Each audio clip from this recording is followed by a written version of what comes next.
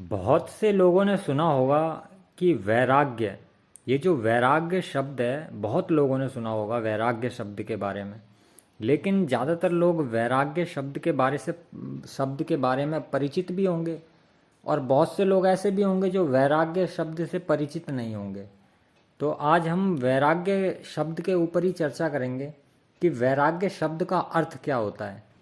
तो जिस भी व्यक्ति को वैराग्य हो जाए, तो ऐसे व्यक्ति को जो भी सांसारिक भोग होते हैं, विषय होते हैं, वो भोग उसको एकदम छोटे लगने लगते हैं, एकदम तुच्छ लगने लगते हैं। सांसारिक भोगों की उसको चाहत नहीं रहती, ना तो किसी विषय के पीछे भागता है वो, ना किसी भोग के पीछे भागता है। अब वो विषय भोगों से जो है विमुक्त हो जाता है, उसको कोई चाहत नहीं रहती, अच्छे ही नहीं लगते उसको। तो वैराग्य जो होता है वो एक तरीके की एक मानसिक वृत्ति है, जिसमें संपूर्ण सांसारिक विषय और भोग जो है वो तुच्छ प्रतीत होते हैं। और जिस मनुष्य को वैराग्य हो जाए, वह मनुष्य जो है ये सांसारिक प्रपंचों से निकलकर एकांत में जाकर आत्म के बारे में सोचता है, आत्मा के उत्थान के बारे में सोचता है, और सिर्फ प्रभु की भक्ति में ही लगा रहता है। जो व्यक्ति इस तरीके का हो जाए कि हमेशा निरंतर वो आत्मा के बारे में ही सोचता है, उसके उत्थान के बारे में ही सोचता है, और प्रभु की भक्ति में ही लगा रहता है, और ये जो जो भी सांसारिक विषय भोग हैं वो उसको एकदम तुच्छ लगने लगे हैं, अब उसकी कोई चाहत ही नहीं है, कामना ही नहीं है, तो उसी को वैराग्य कहते हैं।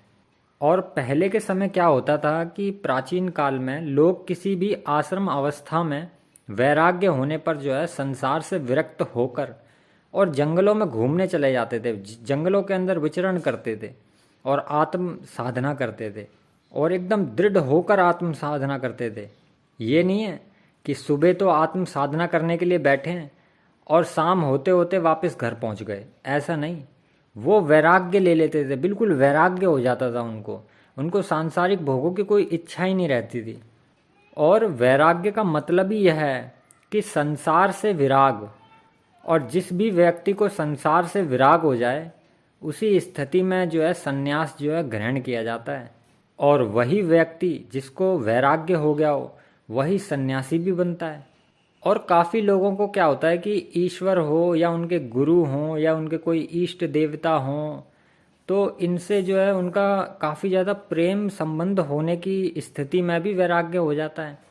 लेकिन उपनिषदों के अंदर ये है लिखा हुआ कि जब जो भी वस्तु भोगने लायक पदार्थ हैं, जब ये भी जो भी भोगने लायक पदार्थ हैं, इनकी कोई वासना जागृति नहीं होती उसको भोगने की। उसके सामने रसगुल्ला पड़ा है, गुलाब जामुन पड़ा है, नाना प्रकार के पकवान पड़े हैं, लेकिन खाने की कोई उसकी इच्छा ही नहीं है उनकी। उसकी तो बस इतनी इच्छा है कि बस मेरा पेट भर जाए, मुझे नहीं चाहिए रसगुल्ला, मुझे नहीं चाहिए कोई पकवान, मैं तो किसी से भी पेट भर लूँगा अपना, मैं तो दलिये से भी पेट भर लूँगा अपना। तो जिस भी मनुष्य को जो भी भोगने लायक पदार्थ हैं उनकी कोई वासना ही उत्पन्न नहीं होती भोगने की, तो ऐसा मनुष्य जो भी हो उसी को वैराग्य की स्थिति जाननी चाहिए, क्योंकि उसी समय वैराग्य की स्थिति का पता चलता है। और जब किसी मनुष्य को वैराग्य हो जाता है तो उसके फलस्वरूप प्राप्त क्या होता है मनुष्य को, तो जो भी व्यक्ति वैरागी हो जाता है उसको बोध हो जाता है, ज्ञान हो जाता है उसको। और बोध का फल जो है उपरति है, चित्त वृत्तियों की विश्रांति है, या विषय भोग से विरक्ति है। जब किसी मनुष्य को वैराग्य हो जाता है तो उसकी जो चित्त की वृत्तियां हैं, विषय हैं, भोग हैं, इन सब से उसको शांति मिल जाती है। और जो भी विषय भोग हैं उनकी उसके अंदर चाहत ही नहीं होती कोई भी कि मुझे ये करना चाहिए या मुझे वो करना चाहिए। बस उसका मन प्रभु भक्ति में लगा रहता है, अध्यात्म के रास्ते पर चलता है, आत्म जो भी है उसके आत्म का वो उत्थान के बारे में सोचता है। तो वैराग्य का फल जो होता है वो होता है बोध, ज्ञान, और बोध का फल होता है उपरति, और उपरति का फल जो होता है वो होता है आत्मानंद। उपरति के फल से जो है आत्मानंद का अनुभव उत्पन्न होता है, और देखा जाए तो वही वास्तविक शांति है।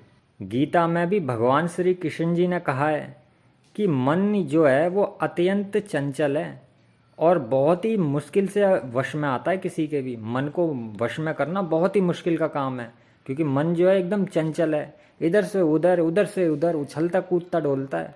तुम उसे वश में नहीं कर सकते, बहुत ही मुश्किल काम होता है मन को वश में करना। लेकिन अभ्यास से जो भी व्यक्ति अभ्यास करेगा और वैराग्य अगर हो जाएगा उसको, तो उसका मन उसके वश में आ जाएगा, फिर उसको कहीं भागने की जरूरत नहीं है, मन उसके वशभूत हो जाएगा। ओम नमः शिवाय।